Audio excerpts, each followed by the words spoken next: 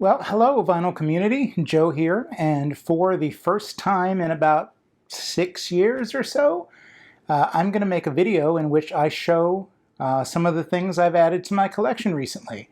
So this is, of course, not everything I bought in the last 6 years. I've kind of been, the last couple of weeks, I've been on a big music buying spree. I go in spurts where I'll buy a bunch in a month and then I don't buy for 6 months. And I buy a lot and then I enjoy it for 6 months before I go out and look for more. So it's been, recently I've been binging on some record buys and also a lot of CD buys, but I'll show the CDs another time. I know some people really don't care so much about that.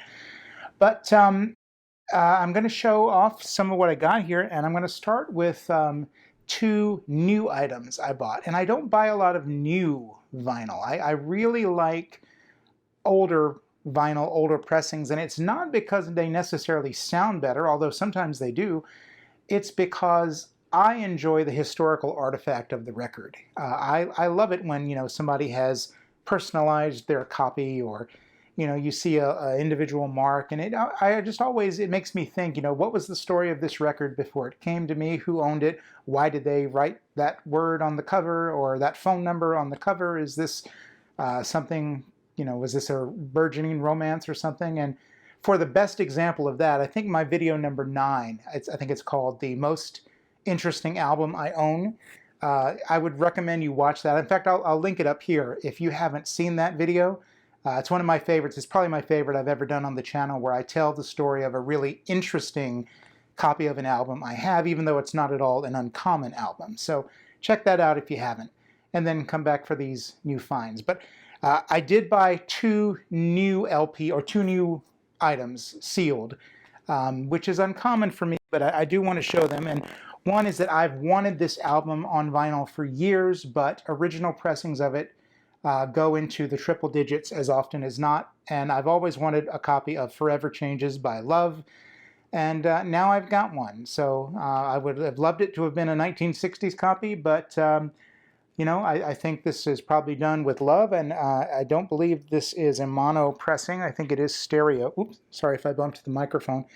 It doesn't say on the label, which I assume means it's stereo, but I look forward to spinning it. I know this album well from CDs and from streaming, but I've never actually owned it on vinyl. So hopefully that will, it will be worth the purchase of a sealed item, which, as we know, new vinyl is not cheap. But really, older pressings aren't cheap anymore either. The dollar bin is gone in most places. So this is one other item I want to show that I bought. And this was definitely an expensive item, but I knew I wanted this item for December.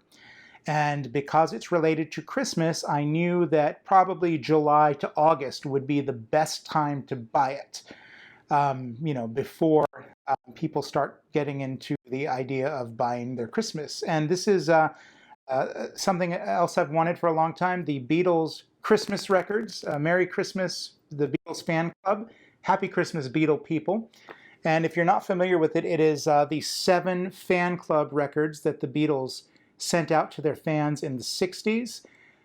Every year except one, they put out these fan club records. That's just the Beatles giving holiday greetings to their fan club, often doing little skits or little jokes and gags, and sometimes just goofing around, singing a little bit. The Christmas Time Is Here Again song comes from those sessions. And the original records were issued on flexi disc, and they're very, very rare. An original now will cost you as much as this box set does. And this box, of course, has a very nice book, and I'll just show you real quick.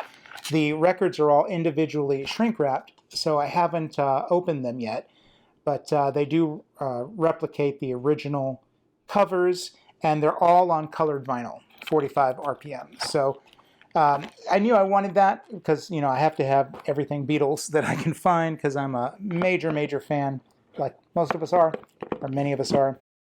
So this was my big splurge. Nothing else I bought comes close to that in terms of price, but I did get some other nice things as well. So now we'll get into the used items that I bought, and I've got them all kind of straggled around me. We'll start with 345s. None of these were expensive, but I'm glad to have them. One is a copy of She Loves You by the Beatles on Swan. This is a repressing, but it is still an early pressing. It's the black label repress, which isn't worth very much, but of course if you have this Beatles She Loves You on Swan with the white and red label, you can probably retire, because those go for huge money. These repressings, not so much, but I still love that Swan label. Somebody put a sticker over it, and I peeled most of it off, and I'm going to have to get a little alcohol and work on that to get the rest of that residue off. But this was a very nice purchase that I was happy to have. My girlfriend's all-time favorite song, I found a copy of that. This is, of course, White Rabbit by Jefferson Airplane. I love the song, too. I have it on a Jefferson Airplane Greatest Hits LP, the worst of Jefferson Airplane.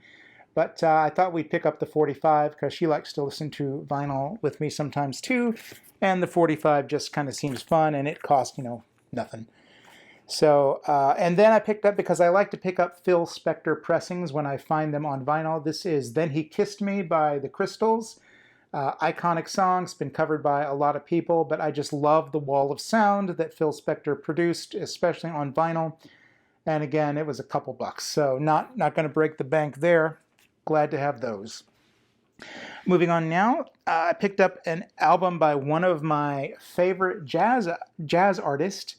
Not my very favorite, but one of, and this is my first 10-inch LP I've ever picked up. This is the Dave Brubeck Trio, and they had other original Dave Brubeck on 12-inch LP that I almost picked up, but it was the Octet, Dave Brubeck Octet, and I like the trio and quartet. I don't need all the horns. So this is a really nice, a really nice 10-inch pressing. The cover not so much, but the label is really great, the vinyl is really great, but this copy does not have an inner sleeve, so I'm trying to be very careful with it. The cover is also splitting, as you see. So, and of course there's some staining on the cover, but it's a nice little oddity, rarity to have.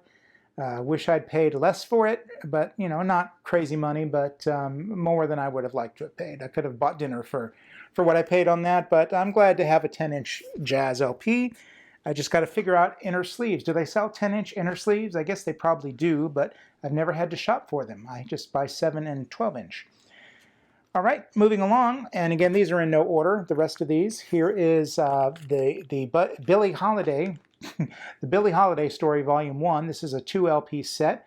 Love classic jazz. I have several Billie Holiday albums, but I don't have too many of these tracks. And it's a nice copy in good condition with both LPs. And so I'm looking forward to cleaning that up and giving it a spin. I've been spin cleaning a lot lately. I need to do a video about that specifically. I have Joe Jackson, I'm the Man. I don't know a lot of Joe Jackson, but I have heard, some. I know Steppin' Out and the bigger hits, and I've always liked everything I've heard, and this was really cheap. So this is a blind buy, and I hope that this holds up. I don't know any of the song titles. I don't recognize any of the song titles, but maybe if I hear one, I'll know it. So looking forward to checking out more of him. All right, picking up next one. I am a big Beach Boys fan, as you know, and I am on a couple of message boards where people discuss not just the Beach Boys, but often the Beach Boys. And some people have been lamenting that Carl Wilson's solo albums are very uncommon and they don't run across them very often, and I happened to find one today. I wasn't particularly looking for it, but this is it's just called Carl Wilson, I think, so I guess it's probably his first solo album. And this is not a pristine copy. It has had some love. There is some light scuffing on the vinyl, but nothing I think would prevent it from playing. And just, because I know that we don't see this too often, I picked this one up. I know he's got, I think, 2, so I'm glad to have 50% of the collection, and I think it's just minor cosmetic scuffing. I don't think it'll be a big issue. Okay, picking up another replacement from my vinyl collection 1.0 that I lost in flooding years ago. This is George Harrison's self-titled album. There's a nasty mark here, but this is in a bag, but the inside the bag, this is in the original shrink, and this mark is on the shrink. It is not on the album cover, so that won't, it's fine. It's not a cosmetic deficiency. I just feel, I didn't notice this when I bought it. There appears to be a little bit of warping in the cover. The album is not warped, but the maybe some moisture got on the cover, and I didn't notice that until just now. Oh well, still, I'm buying it for the LP, and it's not horrible. So George Harrison's solo album. All right, and this was a funny story. This was an album I owned years ago. It is Odds and Sods by The Who. I'm sure most of you know this, and many of you probably have it. But I took my purchases up to the cash register, and they were playing this on the in-store PA, or the turntable that they broadcast over the speakers in the store. And I just asked the clerk, I said, how much for that copy of Odds and Sods you're spinning? And he told me the price, and I said, all right, add it on. So he took the record off and bagged it up for me, but I think he was unhappy about it. I think he'd really been enjoying listening to Odds and Sods, so I don't think he wanted to sell it to me, even though he was spinning it. And, obviously that's why you play records in a store, hoping someone will buy it. So it worked a little too well for him. All right, here is another replacement copy. This is actually the third copy of this album that I've ever owned, the fourth if you count CD.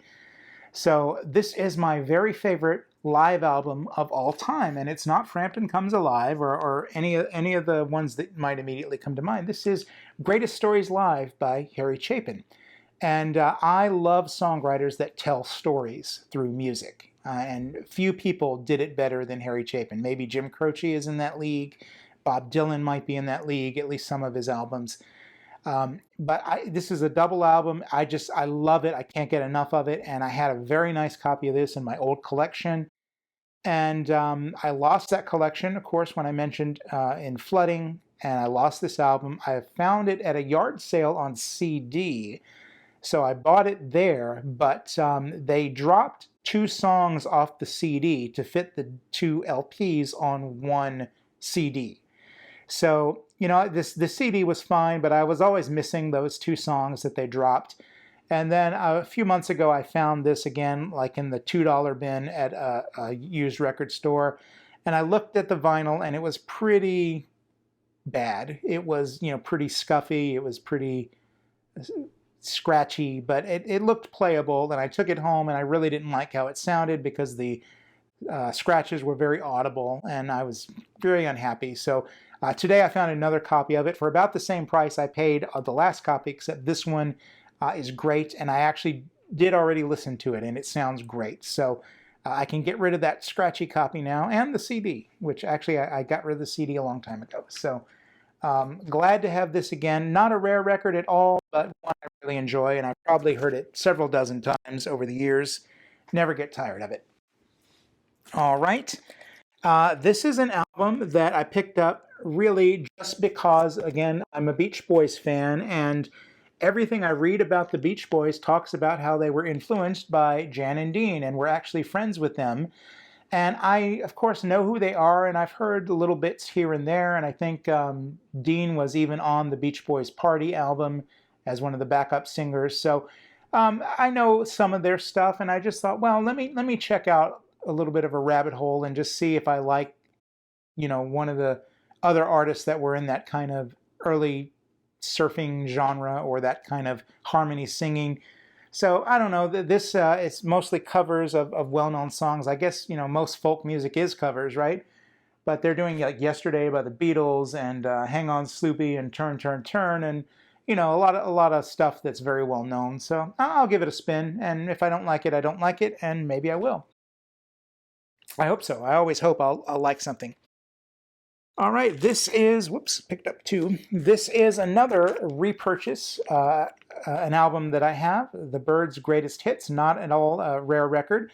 I have a copy of this already, but it is heavily ring-weared, the cover is splitting, and it's pretty beat up. This is a much nicer copy, and this is actually a mono copy, and I love mono records when I can find them, so I'm glad to have this. This was very cheap. Glad to pick that up. And I have just a couple more here that I want to show you. I said Harry Chapin, Greatest Story Live, is probably my favorite live album of all time. This is probably my second favorite. And again, I think this is the third copy of this I've owned over the years. This is Wings Over America, or Across America? Wings Over America, Paul McCartney. It's a triple record set recorded during his mid-70s tour of the United States. It's got everything that you would want a Paul McCartney concert of that era to have. All the Wings stuff that, all the popular Wings hits, many of the popular Beatle hits, and just some deep cuts that maybe you wouldn't necessarily think, but which are really fun. And my first copy of that I bought for $1 at a yard sale when I was in high school, and loved it, played it a lot, got ruined in the flooding. I did buy another copy of it a while back, but it's just like the Harry Chapin. It was not nearly as good of condition. And so that one, I haven't played it yet, but it looks visually much better than the other copy I had. So fingers crossed that third time is the charm for Wings Over America. And just two more here. This is a local artist, but he's still nationally known. This is Don Dixon, who you may know as REM's producer on several of their albums. He does live in the same town that I live in. I live in North Carolina, and I have met Don a few times at various music gatherings. Very, very nice guy. Always have enjoyed talking music with him, though I hadn't heard much of his own music, and picked this up recently at a used record store, and it's actually the UK pressing. So I don't know how I ended up with a UK pressing from my North Carolina record store, but it is the UK edition, and the track listing's the same, but I just think it's neat when my vinyl is more traveled than I am. So really like this album. I did play it a couple days ago, and it will definitely be in my rotation. Good stuff. And here's my last album, and this was probably a grail for me, but not many people would probably think it would be, because it's not a very high demand record, but it is very uncommon. But this is an album that impacted my life strongly, because when I was like a teenager, late teens, early 20s, I was all about the classic rock. I loved Led Zeppelin, Pink Floyd, Beatles. I still do. But this album was my gateway drug for really good singer-songwriter music, like the Jim Croce, the Harry Chapin kind of stuff. This was another artist here that a friend of mine turned me on to, and this album was released by a small independent North Carolina record label. And I don't know that it was ever reprinted, even though this artist is now very well known among singer-songwriters. This is The Night Shift Watchman by David Wilcox. And I don't think this has ever been issued on CD. It's not streaming anywhere, at least it wasn't when I looked for it. And I had a cassette of this, a legitimate purchased cassette that it was actually my friend's, and my friend loaned it to me. And I listened to it a lot for the several months that I had it. And then I always wanted to own my own copy, and but I could never find this cassette or this LP. And I actually turned to Discogs, and for a while, you couldn't even get a good condition copy of this pressing. And finally, one turned up in good condition at a price I was willing to pay. It was not particularly cheap, but it is autographed, which is pretty neat. It says, "To Art and Nancy, thanks for listening, David Wilcox." So I don't have too many autographed LPs. I don't know why Art and Nancy, whoever they are, would get rid of this, because this is one of my 10 Desert Island albums, and I'm so glad to have it again. I've played it a bunch since I got it. It's Song of the Wood Music is the label, and I think they're still around. They've still put out, or at least after this, they put out a bunch more records. But David Wilcox went on to bigger labels, and he wrote Eye of the Hurricane. He's pretty well known now among that scene.